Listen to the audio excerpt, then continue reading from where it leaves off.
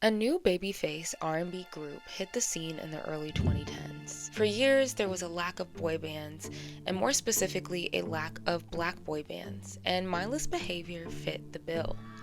The girls went crazy, and just like that, Prodigy, Rock Royal, Ray Ray, and Princeton had them in the palm of their hand. The group slowly unraveled with members leaving one by one, replacements that fans would never accept. From a former member locked up in prison and allegedly scamming fans, to one member living a normal life, to not speaking while they've all tried to have solo careers, what happened to Mindless Behavior?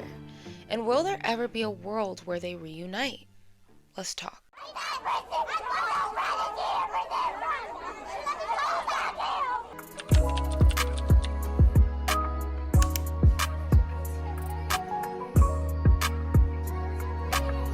Hey guys, welcome back to another video, and today we are going to discuss what happened to Mindless Behavior, the boy group that we all swooned over but seemingly faded away little by little. A whirlwind of a story, even after the group disbanded, uncovered truths and different life paths. We're telling the story from top to bottom today. And I've seen a few people make these videos before. Don't get it confused, but this is the most recent, up-to-date. Where are they now, with everything encapsulated from their origin story all the way to 2025. Their career, their downfall, scandals, and most importantly, where they are today. Buckle up, grab your juice, grab your cookies, and get comfy because we are in for a ride. Like, comment down below, what are your thoughts on Mindless Behavior? Were you team Mindless? I feel like this is one of these groups like you had to be there. But if you weren't there, it's still such an interesting, fascinating story. Hit that subscribe button down below. We are on the road to 100K. We are so close. So join the community. And without further ado, let's get right into the video. Let's talk about the group's conception. The very beginning. 4 young boys from different families and backgrounds would all be destined to come together. We'll start with Craig Crippen Jr., who was born December 26, 1996 in Philadelphia, Pennsylvania. The only East Coaster, a young boy with immense dance talent, discovered by his videos on YouTube. I'm not famous yet, but I'm hoping, I'm trying. Jacob Perez was born April 21st, 1996, raised around the Los Angeles, California area. No foreigner to the showbiz, with some gig experience appearing in commercials for Nike, Skechers, and McDonald's. The kid was already dancing though with dance legends like Debbie Allen, training under Dave Scott, and he even appeared in a 2006 video for Gym Class Heroes. Then we have Rayon Lopez, born January 6, 1996 in South Central LA. He grew up dancing with Tommy the Clown and crew, which is an LA staple. If you don't know who Tommy the Clown is, he's the inventor of clowning, which would eventually evolve into the style we all know as crumping. So it's safe to say that Rayon was a gifted, talented dancer, right? To be able to run in circles like that. And then we have Crisanto August, who was born July 23rd, 1997, the baby of the group. From football practice to boy band, he always had a charisma, presence, and confidence at a young age with a passion for rapping. Hence the names were eventually born: Craig as Prodigy, Jacob as Princeton, Rayon as Ray Ray, and Santo as Rock Royal. Now this wasn't an organic happening, as the boys didn't know each other prior to the group, except it was revealed later that Rayon and Santo grew up down the street from each other. But this was definitely not New Edition coded. Boys who grew up together and learned they liked to sing and dance, This was a project being put together. But the masterminds behind creating this group was Walter Millsap and Keisha Gamble. Keisha Gamble's actually the person who formed B2K when she was an A&R at Interscope Records. And she partnered with Walter Millsap to start an American boy band. Around 2007 to 2008, there were hardly any black boy bands, a market largely ignored and untapped at this time. If anything, many of these groups were dismantling at this point or were just getting way too mature for girls ages 7 to 16, right? There were groups like B2K, Pretty Ricky, etc. But the point is there was only a handful. And boy bands, period, though, were on the decline. So they saw a lane, they saw the door was open, and they walked right in. Now, also, Walter had experience in the entertainment industry and had his own entertainment company, working with big dogs like Beyonce, J-Lo, and Alicia Keys. And then they also had the head of Streamline Records, Vincent Herbert, aka Tamar Braxton's ex-husband, signed on to the idea and they forged forward. So in 2008, they held auditions in LA with Dave Scott spearheading the choreography. And he's worked with the likes of Chris Brown and Neo and has worked on iconic films like You Got Served and Stomp the Yard. It seems that the vision of the group was rooted in dance skill over vocals, right? They wanted to create this entertainment supergroup, the music merely being an asset or a background. Now, nearly each member of the group had some sort of connection to somebody leading this project. And this is where you see network is everything. Who you know is everything, right? Because that gave them the opportunity of a lifetime. Rock Royal's cousin knew Keisha Gamble and put his bug in his ear about the audition. Prodigy was discovered by choreographer Dave Scott on YouTube from his videos. They hit him up and said, "This kid is a star." As a dancer for Tommy the Clown, Ray Ray was discovered by Walter Millsap's uncle. They got in touch with Tommy's people, and boom, Ray Ray was put in the group. And Keisha had saw Princeton in the 2006 Gym Class Heroes music video and connected with him through Dave Scott, the choreographer. So this equated to the perfect puzzle, each member fitting a role. Prodigy as the lead singer, Princeton as the backing vocalist and spokesperson of the group, Ray Ray as a backing vocalist and sub-rapper, and Rock Royal as a backing vocalist and main rapper. But let's be clear, all of them are really dancers first. None of them had like this singing talent that genuinely stood out. And starting in 2008, when the boys were about 11 or 12, they went into a 2-year-long artist development training under Keisha and Walter. This happened in a small house in Compton, the same house that B2K developed in, right? So the boys all moved in. Princeton actually said in an interview, I believe in 2023, okay, very recent interview, that he moved away from his mom. I'm out, but I moved out the house at 9. I moved out, so I didn't see my mom or nothing. Look, I'm no mathematician, but if it was 2008 and you were born in 1996, you wouldn't have been 9, right? You would have been 11 or 12. So that also brings us to like this question that fans always had about their ages. What is their age? Are they lying about their age? Are they trying to portray themselves as younger than they are? Like, it was kind of confusing. But the boys hit it off, or so we thought.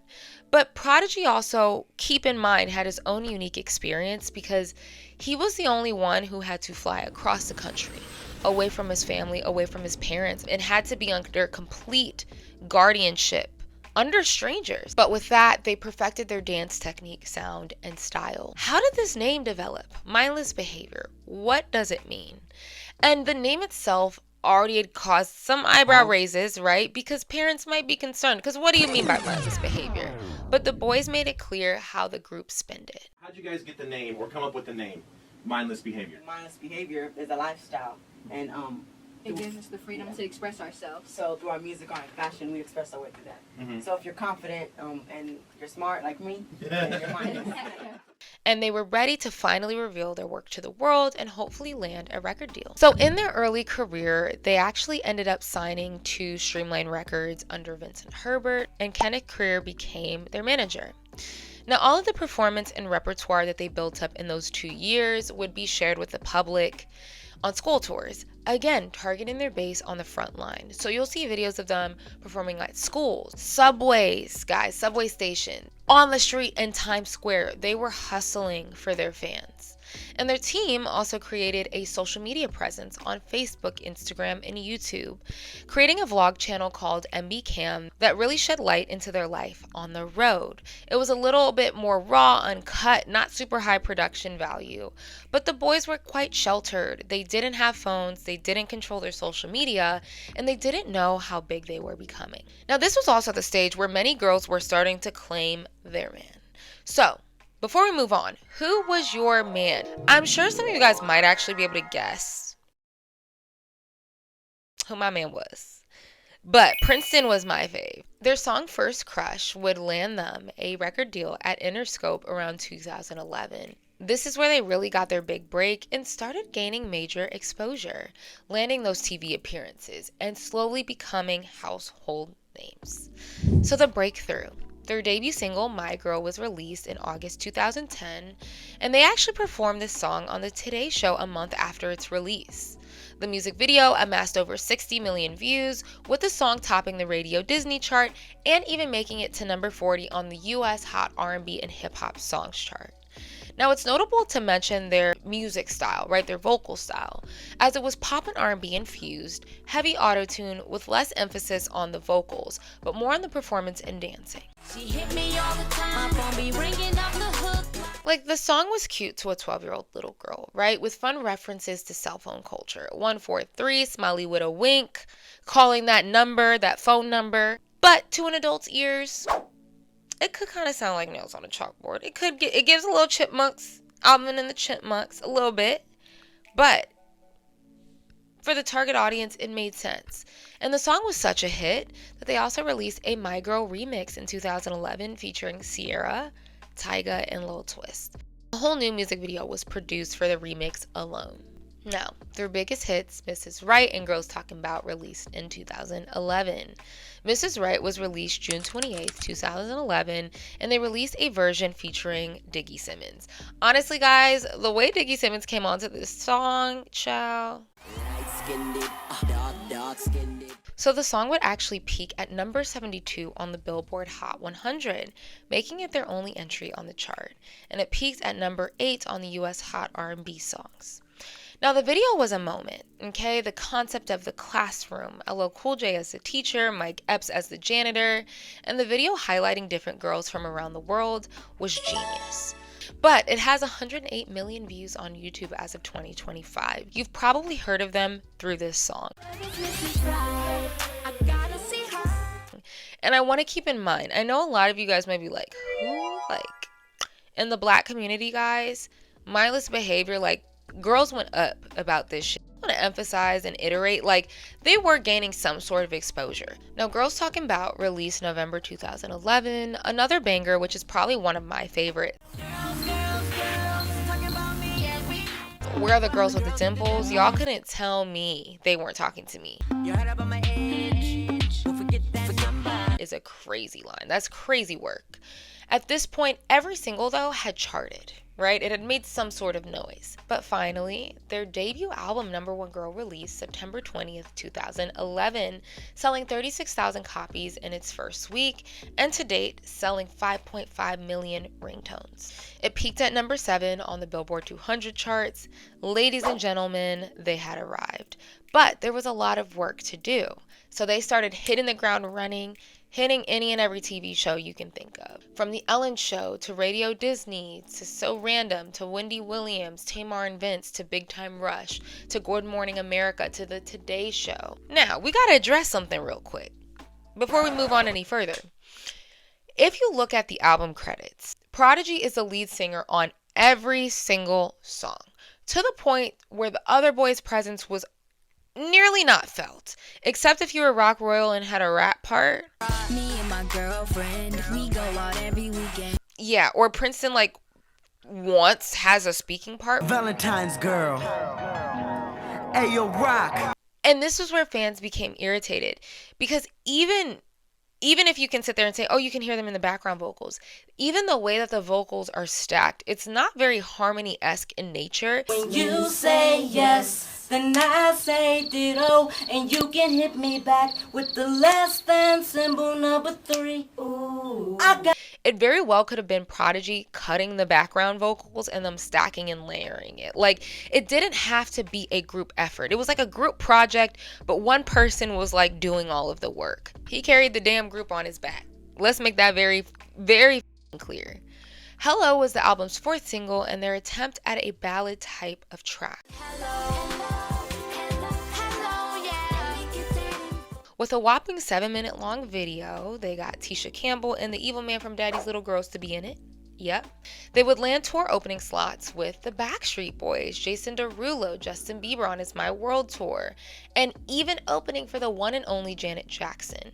And in October 2011, Mindless Behavior would be on the 10th annual Scream Tour, basically signaling like they were in, right? They were hot, the girls were liking them. Boom, they did that tour. Non-singles like Christmas with My Girl and Valentine's Girl released in 2012. And the girls were beginning to be pissed, right? Because Mindless Behavior started adding more love interest to the videos, and the girls were crashing out and spiraling. Okay, Team Mindless was very, very possessive over their man. And actually around this time, they were supposed to star in a Mike Epps film called Bad Behavior, but like it never came out. It still hasn't come out as of 2025. Going on to frequently appear on 106 in Park. Like, y'all remember the OMG Girls versus the Mindless Behavior dance off? Baby Doll versus Ray Ray? Yeah, you had to be there. What a time. While also headlining BET's Closer to My Dreams tour alongside acts like Tyga, Diggy Simmons, Jawan Harris, and Lil Twist. And in July 2012, they kicked off their first tour called the Number One Girl Tour. And as a young black girl, Mindless Behavior was like a coming of age experience almost, right? I'm not saying everybody was into it, but a lot of black girls had their first go around of standing a group, a boy group whose target audience was you, okay? And you know, you would stand other people, stand other groups, but you're like, I would not have a chance with them. You know, they're not targeting to my demographic. So in Mindless Behavior for young girls, you had that. The Diggy Simmons, Trevor Jackson, Jacob Lattimore, the OMG Girls, like that was a moment. And this was also right before they started slashing and erasing preteen and teen media. So they were a big deal. They meant a lot. They even won a BET Award in 2012, and they also signed a deal with Awesomeness TV where they featured on their very own web series called The Mindless Takeover. And this gave fans a glimpse to their life on the road, on tour, with these videos getting hundreds and thousands of views apiece. Mindless Behavior was also the very first black boy band to perform at the White House. Not once, not twice, but 3 times under the Obama administration. And finally, their second album, All Around the World, released March 12, 2013. But it did actually peak at number 1 on the US top R&B/hip-hop albums chart. So there was a bit of an improvement there. Now, this album attempted to mature their sound. The boys were now around 16 to 17 years old. No longer were they 14, 15. Now, that's not a huge jump, okay? It's not giving like New Edition jump. But this is a dilemma that every boy group faces, especially if you aim to like really age with your fans. No longer do you want the girls to just swoon over you, but you want them to yearn. So one of the most notable examples of this is their single Used to Be. Used to Be is my song. I like the mature or more mature approach to this R&B record. But when I was looking back at this song, the background vocals are a little... They're a little... kind of annoying. Very, again, like Helium, Chipmunk. Like, it's...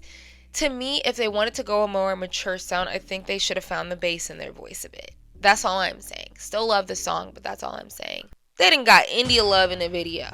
The girls were mad pissed. India Love. Can I make an honorable mention for that dance break? The dance break in this video, chef's kiss. Keep Her on the Low and All Around the World were also the chosen singles of this album. And I did like the direction that they were going. But they struck gold when they actually released their own documentary in theaters called Mindless Behavior All Around the World on March 15th, 2013, showing only and exclusively at AMC theaters.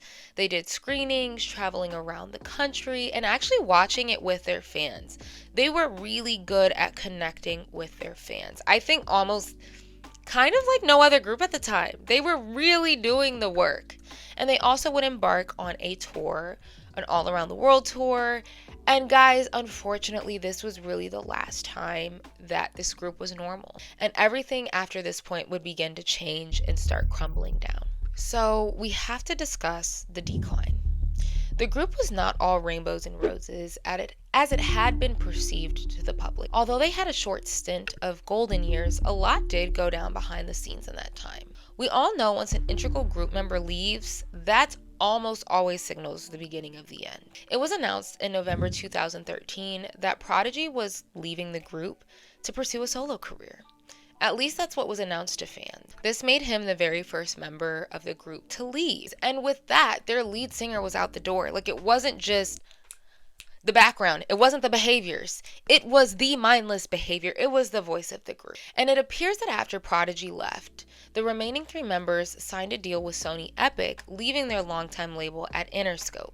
When he had left, they still had performances to fulfill. So they actually kept his voice on the track and just didn't sing along during his parts. So Prodigy wasn't there, but the rest of the guys were not even lip syncing, just dancing, which I think is even more proof that he was the group.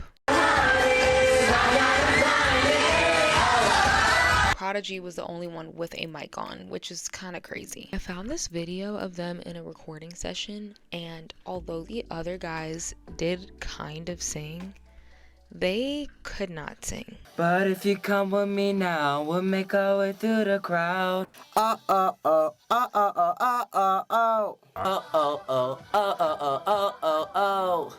Like, this sounds terrible. And the fact that their producer Walter is like perfect. Perfect, you can come on in. And then just immediately puts the auto-tune over it. We'll make our way through the crowd. But if you come with me now, we'll make our way through the crowd. Proves my point. Where is that one girl? Because they wanted to desperately keep the group a quartet, they then introduced Elijah Johnson, or EJ, as Prodigy's replacement in April 2014. So, let's just say fans were not thrilled about that news. Mindless behavior was over as everyone knew it. Was the group up for the challenge? Not quite.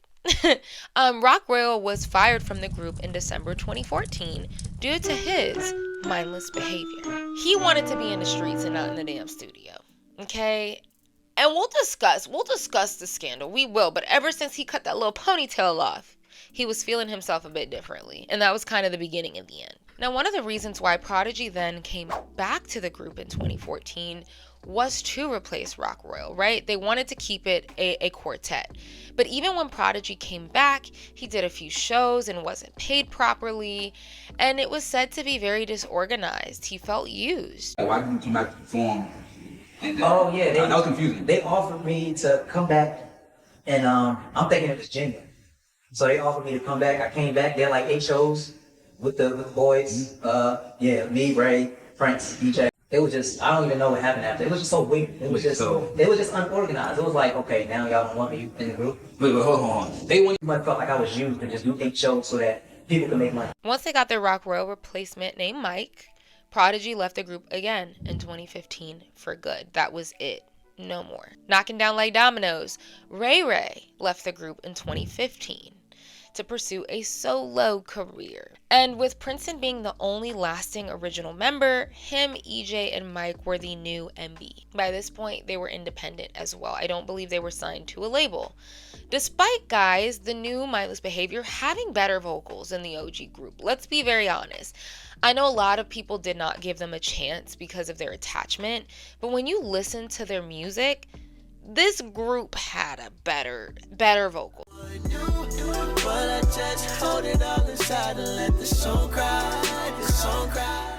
But every post they uploaded at this point had fans in the comments yelling, "This is not mindless behavior. This is Princeton and Friends." I think once they lost 3 original members, that's a death blow.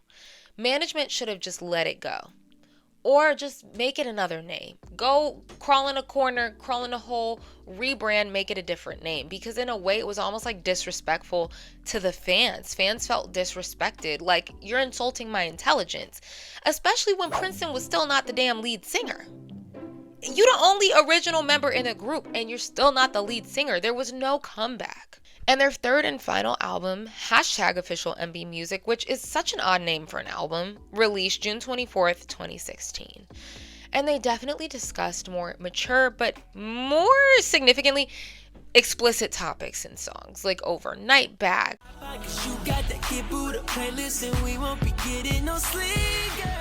Their sound was very 2016 coded. To me, the music wasn't bad, but it's just when you are attached to this group and the girls are already so obsessed and attached, they weren't checking for it. And their fans were really at this point holding on by a string. They also were supposed to go on a No Parents Allowed tour, but that ended up getting canceled. And this eventually led to the disbandment of the group in February 2017. An unfortunate fate, but Mindless behavior was not the same once Prodigy left, and this album was just a nail in the coffin. So, their story does not end there, but the group did.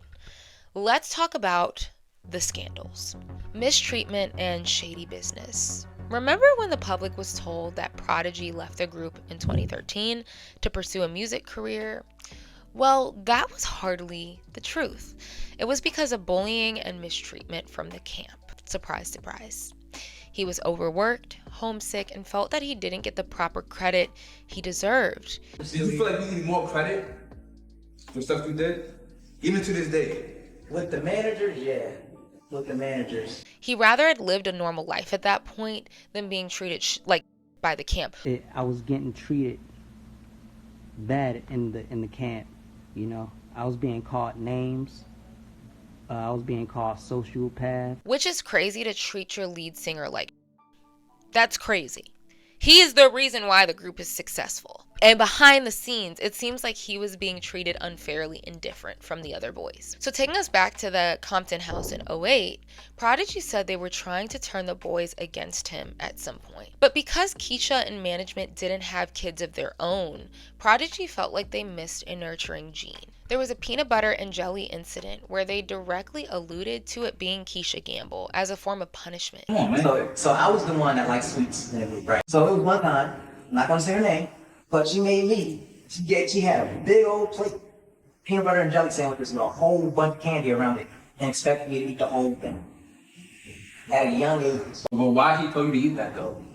That was her way of feeling like this town of discipline. It was way deeper than that though. It was I'm being nice right now. And then they used to put in my head like I couldn't breathe or nothing like that. So I started believing. Being sent across the country to live without your parents, right? I don't think his parents could quit his job. Prodigy felt isolated and not welcomed. And unfortunately, he wasn't really treated the same by the fans either, despite carrying the group on his back, singing lead in every song, making the hits. And Ray Ray even attested to this in an interview from 2020. His explanation was a bit odd to me, alluding to a deeper issue. Do you think that the fans treated Pride the same as they treated you, Rob, and Brent? You know, so that's the thing. So, and this is no disrespect to no one, but even with Pride being the lead singer, it wasn't the biggest in the group. You know, people just attracted to their favorites. Everybody had their own style. So Pride, he's the cool kid of the town. Yeah. You know what I mean? You want the little chocolate, there you go. You know what I mean? Then you got me. I'm super fashion forward. You know what I mean? I'm like this. I have like an androgynous look, so a super pretty boy. I have a long hair. Yeah. So if you go for that, there you go. Yeah. You know what I mean? You got Rock. He's the hood. He's the rapper. Mm-hmm. You know what I mean? He got his hat. Cocked in his ponytail, you know what I mean? Like, if you saw him walking down the street, like, oh, who that? You know what I mean? Like, everyone just had their own. Yeah. The kid, he got the phone, he got the, you know what I mean? He got culture. You know what I mean? So everybody just had something to attract him. So, like I said, though he was the lead, he wasn't the biggest because everybody had their own thing. Now, many theorize that Prodigy was treated differently from the fans and management because he didn't have that mixed look. And to be honest, Ray Ray's explanation said that inadvertently. And it's concerning. Like the way he said it, it's like, just say it. You're trying to basically say, you were the pretty boy. Princeton had the curly hair. Rock had the ponytail. And I wonder if the camp treated him a little bit different because of that too. And I'm not reaching. If you ask a lot of fans, they will say that they could kind of pick up on that at the time. He later also opened up as to why he was so quiet in interviews and sat back. He was depressed at this time, and the only time he was really happy was when he was on stage. I never tried to be the one to do too much to have shine. Interviews, I was just quiet. He had issues with the fact that fans painted him as the bad guy for years. That's why some of the fans, like, you know, have something against me. I think Because when y'all see me, y'all automatically think like my childhood, he ruined it. So now it makes it look like, man, forget Pride, forget this, forget that, because it looked like that to the fans. It looked like I just left you guys. It looked like I left the Mindless family. I'm not like that. Like, we got taken advantage of. But because they put out a statement that he wanted to pursue a solo career, it was like a cover-up. And Ray Ray had been candid in post interviews about how as the boys got older, they realized they also weren't getting paid what they should have been. But we're from the streets. So all money was good money. You know what I mean? Like, as long as we were doing better than before, it was kind of like that type of thing. And it wasn't until later on in the career that we actually, like, stopped being naive and was like, okay, where's the money? In the same interview, Ray Ray revealed that he didn't like the people that they signed to with Sony. Remember, they signed to Sony after Prod had left the group. Actually, Ray was trying to get into acting, and he landed the lead role in The Get Down on Netflix. Then we went over to Sony. And then there was a point where I was the only one not signed to Sony because I didn't like the people we signed to. They just messed up a lot of business for me. But there was a show called The Get Down. My first time ever doing an acting audition. And I landed the lead role for the show. The person who was signed under Sony just shut it down. No. Every email is, here's your files. No. I went up for the roadside shot, got it. He did the same thing. And that's when I realized, okay, I got to go. Because he was messing up so much money. Mindless behavior story equated to a lot of cooks being in the kitchen, multiple manager, creative directors, the parents being heavily disinvolved, right? Labels, etc. So by the time everything got back to the group, there wasn't a whole lot left for the boys. And not to mention, they had no masters and little credit. The boys were adding dance moves to the choreography. I decided to put like an old step that we did in our first routine into this one. And if you do have the first album out there, those pictures, I literally drew by hand. I didn't get paid for that. I didn't get no credit for that. Cry for like the rich guy, kill choreo. But I was also a real bad dancer. And I was also in there showing, putting your work in, you get the credit for it. They need pride sometimes. You get what I'm saying? And I'm not saying this is like new, but like these are children that you're overworking, and then they're not getting paid, and they're living away from their parents. And then you got all these damn managers, and this person getting paid, and this person getting paid. And then the lead singer on top of that is being treated like shit, and he's 15. Then we gotta get into it. Rock Royal breaks the law with his mindless behavior. So there was already buzzings that he was a bit of a bad boy. And I think that's why some of the girlies liked him. But when he cut his hair, it was over, honey. It was over. But it was no longer a question when in July 2014, he was caught on camera beating a man, and then he posted it in 4K to the internet. Now, he tried to delete it, but it had already been re-uploaded to WorldStar and the internet. And the video is very graphic. I probably cannot show it without getting demonetized, but he basically walked over to a man and began punching him profusely and ended it with a kick in the face. Allegedly, the man owed him money. I don't know how much. I saw somebody in the comments rumoring it was $2. I don't believe that. But if it was, that's crackhead behavior. To explain his actions, he came out and said, quote, "I'm just a little one out here on my own. No mom because she stays taking from me, and no father because he wasn't around until all of this happened. But sorry for my misbehavior. I reacted so fast because the fact I gave him a pass many times, and every single time there was no excuses. If you set a specific day and time for my money, then I want my stuff." So fast forward to November of the same year, he was also pinned as the main suspect after producer Chris Clark's BMW went missing in a studio session with Rock. Can't have that. Now you starting to bring this shit around the group. The producer went to leave the studio and his keys and Rock were out of there. To make matters worse, Rock did not cooperate with the police, so then it also made him look more guilty. This led to Rock Royal being kicked out of the group, and it was giving Bobby Brown. He was like the Bobby Brown of the group. Good role models for the little girls. I just want to be an inspiration. The new generation, new edition. Claimed, though, he was kicked out in a text message by management without being able to explain himself. Now, in February 2016, he was also arrested for robbery, battery, and weapon possession. He began serving his prison sentence for 2 years, guys. And what's so sad about this is, like, you look at the innocence. Like in early videos, he was just like this little boy, like bright, like loved animals, like so sweet. And to hear that he was locked up was just, it's sad. But I think he got out in 2018, okay? Because it was a 2-year sentence, and then jailed again, re-jailed, okay? I don't even know if that's a word. Re-jailed in 2018, and he hasn't been out since. There's some confusion though. Some people think that he was jailed in 2016 and never got out, while others are saying that he was jailed in 2016, got out, and went back to jail. I tried to dig up research, I tried to find police reports. I only found a little bit of information, but there has not been a lot released to the public on that. So we got to go back in time and talk about another scandal, the BET Awards. So at the 2012 BET Awards, Mindless Behavior co-presented a award with Mike Epps, and Ray Ray stepped to the mic and said this. You sing bad like Lauryn Hill tax account bad.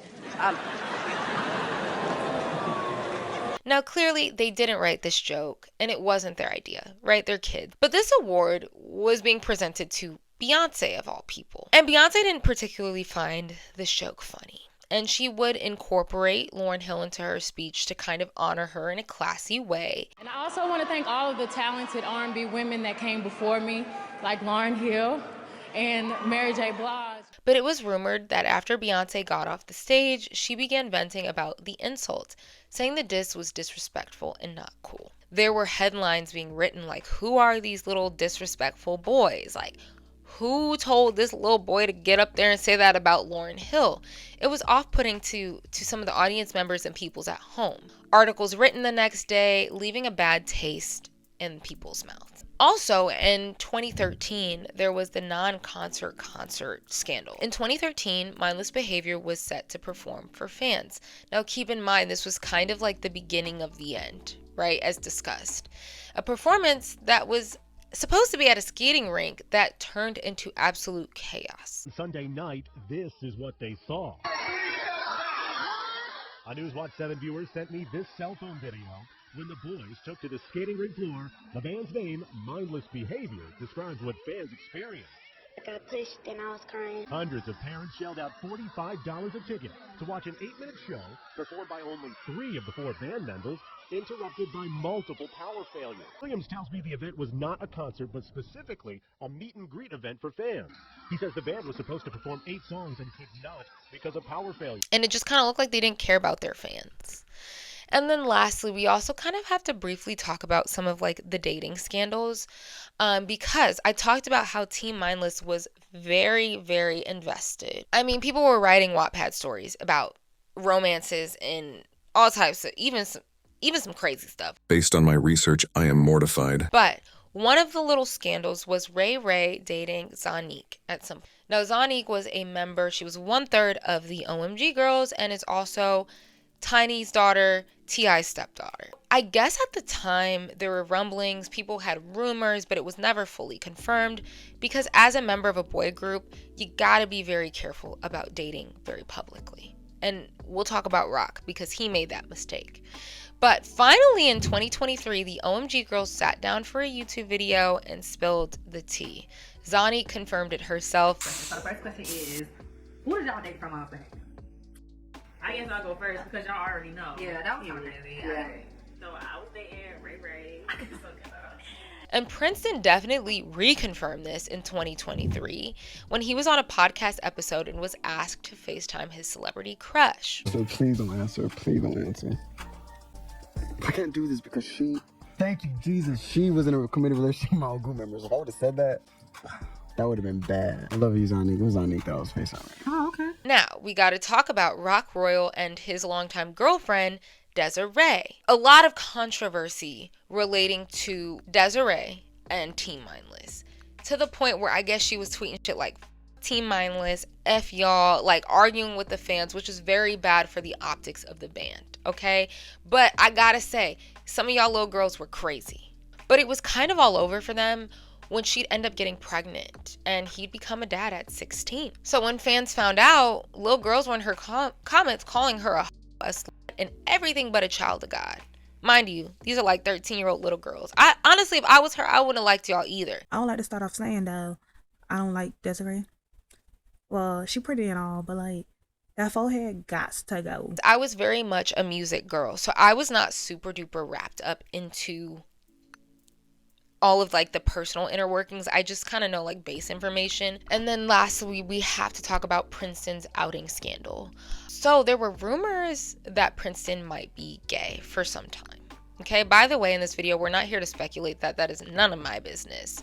But in 2017, influencer Jay Versace came to social media and he shared private messages between the two. He claimed that he was being harassed by Princeton, but this followed him releasing screenshots of Princeton asking if some dudes were single. And Versace claimed that Princeton has this private Twitter where he logs in to flirt with guys, etc. And a lot of people honestly were on Prince's side and were pissed that Jay Versace would even attempt to out Princeton. Jay Versace took his annoying ass, he took his pathetic ass onto Twitter to out Princeton for mindless behavior. Hopefully Princeton is not somewhere doing something detrimental to himself, because when people get outed like that and they're not prepared, that can really do some damage to them. By the way, I want to confirm there was no clarity if these screenshots were legit or real, so this is still very much hearsay. I believe he denied those rumors, but I don't want to rehash that. So this kind of made everybody be like, wait, this is like major mindless news. So let's get into where are they now. Let's start with Princeton. Out of all of the members, Princeton has frequently managed to stay somewhat connected to the entertainment industry. He has about 900,000 followers on Instagram, so he is the most followed member.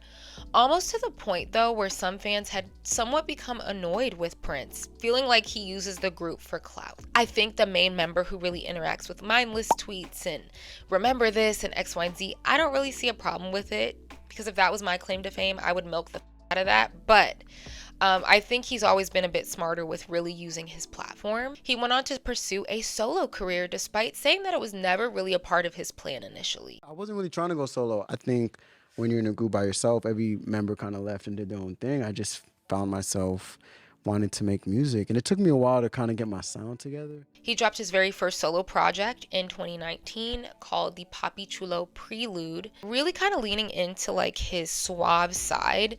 For those of you guys who don't know, Princeton is half black, half Mexican. So his song Control off of his project was pretty solid, actually. I like the direction that his solo career was going.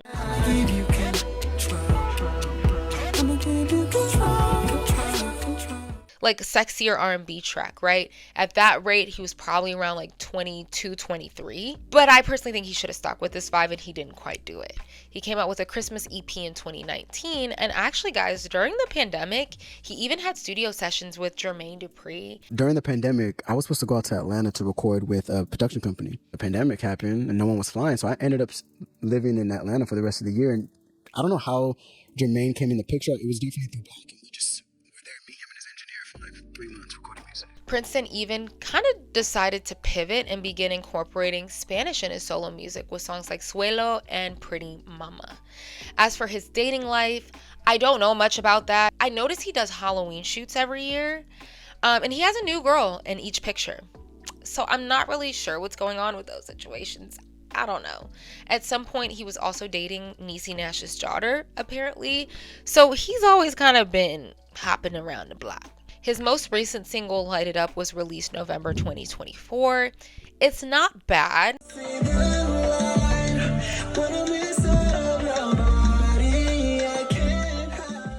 The song itself melodically is not bad. Now, he was most recently on Nick Cannon's podcast in February 2025, and it was interesting because they had a convo about who was the best boy band. It was like a panel of people, and awkwardly, not one person mentioned his group. And Princeton even said, y'all are setting me up because I know not one of y'all are going to mention my group. We're going to do top 5 young Thank you. R&B group. Crazy.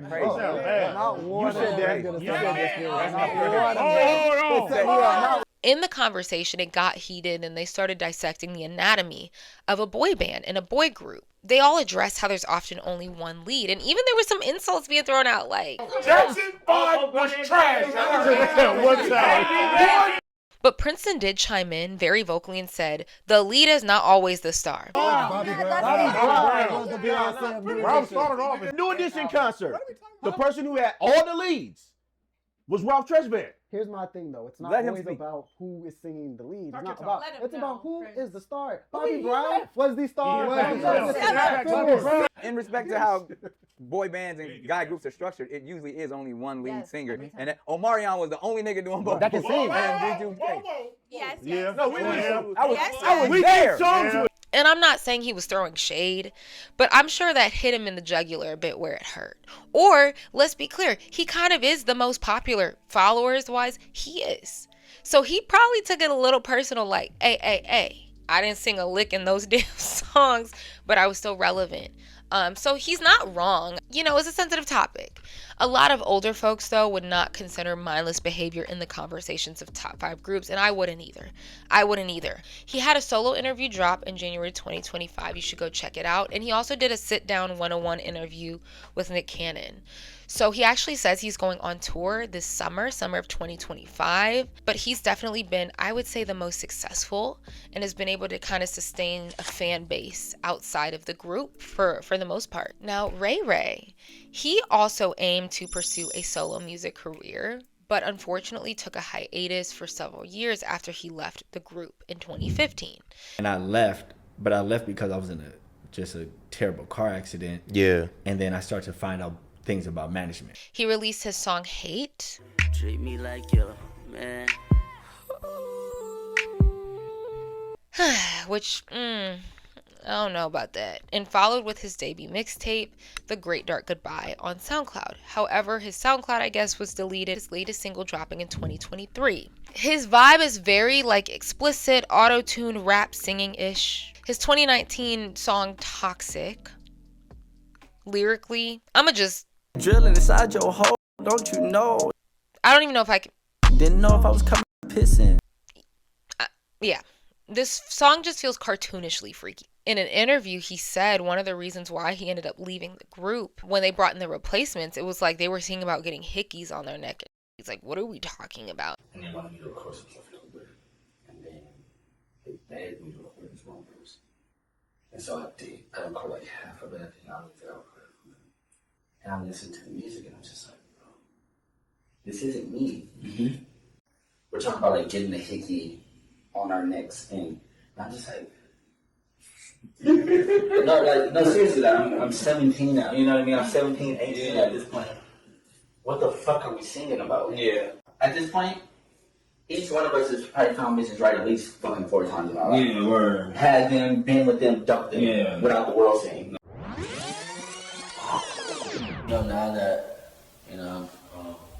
we're getting older, especially for me and Prince, recording this third album is really exciting because we're going for the older sound anyway. Me and Prince, we've already been in that mindset of what we're talking about, So it's not hard to relate to what we're recording.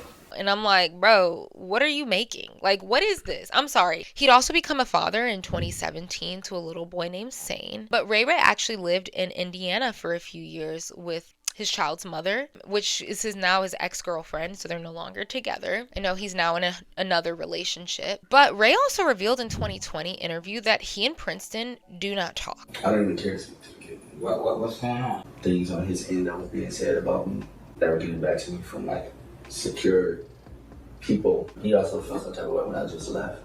He kind of felt abandoned. Yeah, that's me keeping it cute. You know what I mean? Because there's still a lot of shit going on. Does anyone else feel the same way about Prince, or is it just you? I know how everybody else feels. But you're not going to say nothing. Yeah. He said that they were friends because they were forced to be friends. I've said this to him. I've said this to even other members. When we were in high school, I would have never hung out with you. You would have never been in my friend group. We bonded because we were put together in a group and we were forced to be friends. True. And we became brothers because of that, because we were working every single day. Yeah. But as soon as we had the time to be independent and grow, we realized we're not alike. Yeah. But if I'm being honest, I think there's a level of keeping it real.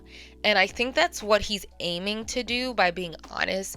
But then he's definitely shady boots. So when Princeton was finally going solo, he had left a message on his Instagram really just saying, like, I'm moving forward. I don't always want to look back at Mindless, and this is a new chapter. Following this, Ray Ray, I guess, took this offensively and posted on his story saying, quote, I went on nearly a 5-year hiatus. I gave you more than enough time to blow as an artist, but you failed to impress. Now it's my turn. Rayon. And then he also went on live to expand on that. Which, the funny thing about all of this is his solo music was not good. And I know he clearly does not like Princeton, which is fine. I don't know what goes on behind the scenes. But for someone who seems like they are so unbothered or above talking about people or above the drama or moving on, he sure seemed to be pressing it. So that was just one example of their drama spilling onto the internet. He was also in a 2021 film called Howard High on Tubi, produced by Chris Stokes, and yeah, Chris Stokes, gross, and Marcus Houston. Ray Ray also did a tell-all interview in 2023 where he discussed that he had a battle with depression. In 2023 and 2024, him and Prodigy went back to their dancing roots and started doing some dance battling together. Ray did say that he had spoken to Rock on the phone. He couldn't confirm when Rock will be released. I don't know the exact date, but we got some more years. Now, as for Rock Royal, we already talked about how in 2014, he and his girlfriend Desiree Twyman welcomed a baby when he was only 16. And in 2018, he had another baby on the way with the same girl. But that's also when he was arrested again. So he now has 2 kids and is still in prison. After he was kicked out of the group, he went on to pursue a solo career for a brief period, signing with 319 Music Group. And in June 2015, he released his first solo single called Amazing. It gained over 1.5 million plays on SoundCloud. I don't know what the hell this video was supposed to be about, but it seemed like people really liked it. I think out of everyone, he probably could have had the more successful solo career, but we'll never know. Now he's served prison time and is still there, as mentioned earlier. But I've actually heard some people throw around a couple dates. I've heard people say February 2028 is his parole year. Someone else said 2035 was his parole year. Child, I don't know. Somebody said next year. It's all a bit of a mystery. It's become a guess when Rock Royal is getting out of prison. It was also revealed that Rock had an ex-fiance named Sammy. In September 2024 interview, she addressed their relationship, and there were rumors that they were married, which went viral in April 2024, but she said that this was not true, that they were never married, and he also confirmed that it was a rumor. However, people ran with it. So, this is your update. They were never married, but apparently they had a domestic partnership, and he proposed to her in the visitation room of the jail. In December 2024, a picture of him was recently released, so this is what Rock Royal looks like most recently, but he's went on live several times. I don't know how people in jail have a phone, but they do. He keeps in contact with his fans every blue moon. Okay, y'all. So this is a story time about when I wrote Rock Royal in prison and he sold my goddamn address for some noodles and a bag of hot chips. Rock put it on his Instagram to write him on his JPEG. So I'm like, ooh, this is my chance to get a fucking autograph that I never was able to get. Hey, how you doing? I hope you keeping your head up. Like, we miss you out here. You know, trying to get in good with the nigga and shit. Like that. A week later or whatever, he wrote me back. And I finally got my goddamn autograph. You feel me? So I'm like, you know what? I'm gonna write him again. Let's keep this shit going. Let's keep this conversation going because I can't believe I'm talking to Rock Royal. And then next thing I know, a week go by, some dude named Richard something wrote me saying, yeah, my homie August gave me your information, said you cool and that you will write me. I said, he gave you what? Rock Royal wrote me again and he said he was gonna call me. So I'm like, okay. So I was waiting for the call. He called me. Boom. I was like, so some dude named Rich wrote me and said you gave him my information and said I was cool to talk to him. He was like, what? I never did that. Trying to play it like I'm really trying to play it like he didn't give my information to this dude for some hot chips. A week or two later, another mother write me. Hey, my dude August gave me your information. He said it was cool. I'm who? The nigga found me on Instagram when he got out of That's the story time of when Rock Royal sold my goddamn address for noodles. But there's really little known on his release date or why exactly he's gotten this much time. Again, this is what is going to prevent them from having a reunion tour. It's gotta be when he gets out. And then lastly, Prodigy. Like his former bandmates, he released some solo music as well. On Apple Music, it looks like he changed his name to Prodigy, like Prada, like the fashion brand. I don't know. But he had a song called Loud and Liquor, which is the only song that will pop up on his Apple Music. The production and melody was actually pretty nice. It's still like that high-pitched auto-tuned sound, but a lot of people kind of compared it to like Chris Brown or Bryson Tiller. It wasn't bad. And it looks like the latest song that he released was in 2020, and it's only on YouTube. That was a solid track. In 2023, him and Ray Ray linked up and did pop-up dance classes in different locations around the states, and even doing a sit-down interview with each other and meet and greet. I thought that was a really smart marketing tactic. Like, teach them the old choreo from the group, meet fans, make some money, get back to those dancing roots. But in January 2025, he was going viral because a girl's best friend revealed that she actually worked at Amazon with Prodigy, and she shared footage of them FaceTiming her friend to like show proof. And I do kind of understand why she would post it, because like that is kind of shocking news. We live in this world of virality. And I think it's one thing to like tweet like, oh y'all, he works at Amazon, versus like physically taking a video and then putting it out there, right? However, some people were clowning him for the fact that he worked a 9 to 5, which is so lame. Like, we talk about in every video how labels screw up money. Groups also hardly get what they're worth. They were children that were overworked and underpaid. The entertainment business is not easy, and groups definitely don't last forever. While obviously I do get others are taken aback by this news because of how much talent he has. I mean, out of everybody in the group, he probably was the most talented. And the fact that he's the heart of the group, I think people feel like, damn, he deserves more than this. But again, I mean, y'all complain that one ended up in jail, and now complaining the other one is making an honest living. It's like, let the people live. I don't know. Will we get a tell-all? There's no reunion in place. Ray Ray said that like if they did a reunion, Rock would have to be included, so we'd have to wait till Rock gets out of prison, so we don't know. And Ray also said he would only do it if there was a bag involved, a nice bag. Do you see yourself going back to Mindless Behavior one more time? To make new music? No. If it was a reunion, to kind of bring back the tour, kind of like a screen tour type thing we did. Yeah. If the bag is cute, yeah, I respect it. So it's about the money. It's about the bag. Besides that, I'm not interested. So it's probably not going to happen until I'm like 35. That's what happened to Mindless Behavior from top to bottom, their story. Let me know if there's any information or like exclusive tea that you guys have. Thank you guys so much for watching. This was so much fun. In the meantime, go check out my new series, There's Something About. This other series, we're covering new artists on the rise. It's a good time, so go check it out. Thank you guys so much for watching, and I will see you guys in my next video. Signing out.